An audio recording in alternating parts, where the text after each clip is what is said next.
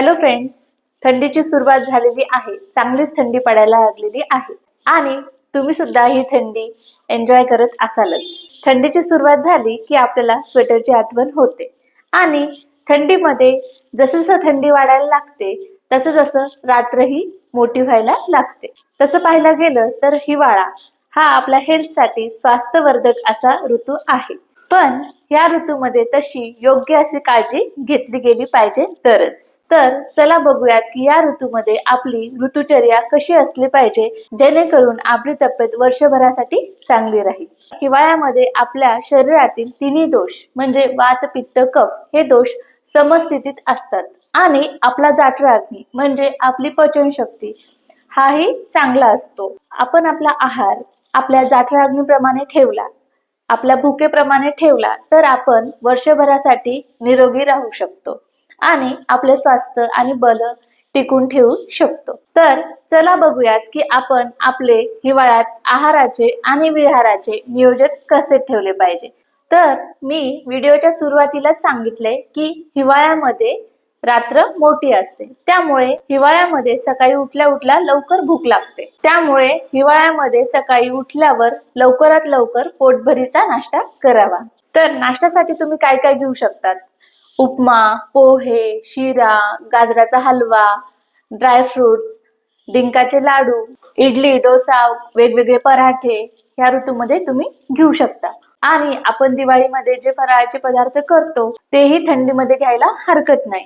हे झालं नाश्त्याबद्दल. तर आता तुम्ही जेवणामध्ये काय काय घेऊ शकता? तर जेवणामध्ये गव्हाची चपाती, भाकरी, बाजरीची भाकरी, ज्वारीची भाकरी किंवा मक्याची भाकरी, पुरणाची पोळी, मेथी, बटाटा, पालक याचे पराठे घेऊ शकता.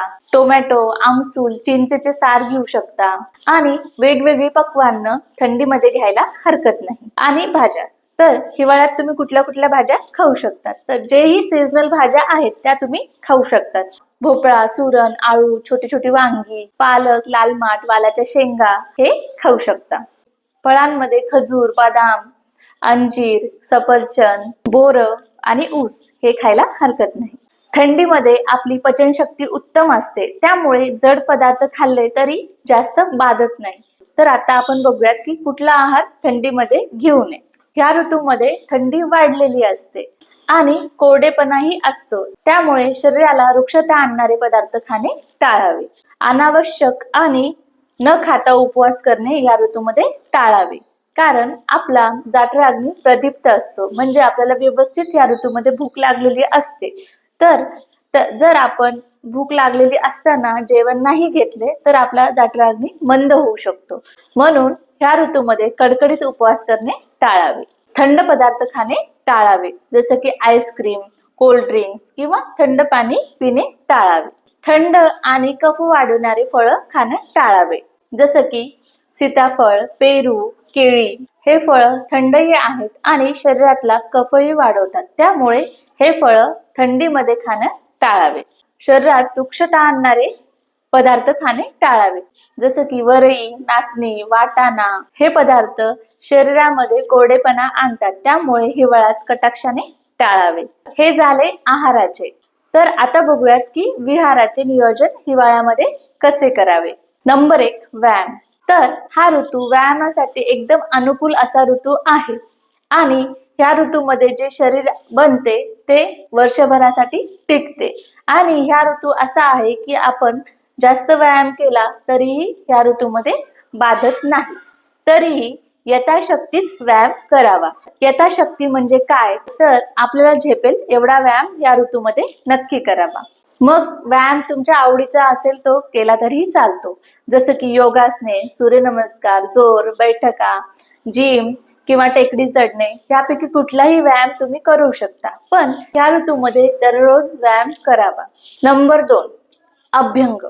तर या ऋतूमध्ये थंडी वाढलेली असते आणि शरीरही रुक्ष पडलेले असते, म्हणून दररोज अभ्यंग करावा. अभ्यंग म्हणजे काय? तर आपण आधीही बघितलेले आहेच आणि आधीही मी बऱ्याच व्हिडिओमध्ये सांगितलेलं आहे. तर अभ्यंग म्हणजे सगळ्या शरीराला तेल लावणे. दररोज औषधी तेल किंवा तिळाचे तेल सगळ्या शरीराला कोमट करून लावावे. आणि त्यानंतर व्यायाम केला तर उत्तम. यामुळे नॅचरली शरीराचा कोरडेपणा दूर होतो आणि त्वचा स्निग्ध आणि तुकतुकीत व्हायला लागते. आणि तुम्हाला जर रोज सगळ्या शरीराला तेल लावणं होत नसेल तर ऍटलिस्ट वीकेंडला म्हणजे रविवारी तरी सगळ्या शरीराला तेल लावावे. पण नियमाने रोज डोक्याला, नाकाला आणि कानाला एवढ्या ठिकाणी तर तेल लावले गेलेच पाहिजे. तिसरे म्हणजे उद्वर्तन. उद्वर्तन म्हणजे उठणे लावणे. जेव्हा तुम्ही आंघोळ करता तेव्हा शरीराला साबण लावण्याच्या ऐवजी उठणे लावावे. तर हिवाळ्यामध्ये आधीच रुक्षता असते आणि शरीर कोरडे पडलेले असते, त्यामुळे एकदम माइल्ड असा साबण वापरावा. नाहीतर सरळ घरी असलेलं डाळीचे पीठ किंवा आपण दिवाळीत जे उठणे वापरतो ते वापरावे आणि त्याने सगळे शरीर स्वच्छ करावे. आणि जमले तर ते उठणे दुधात कालवावे.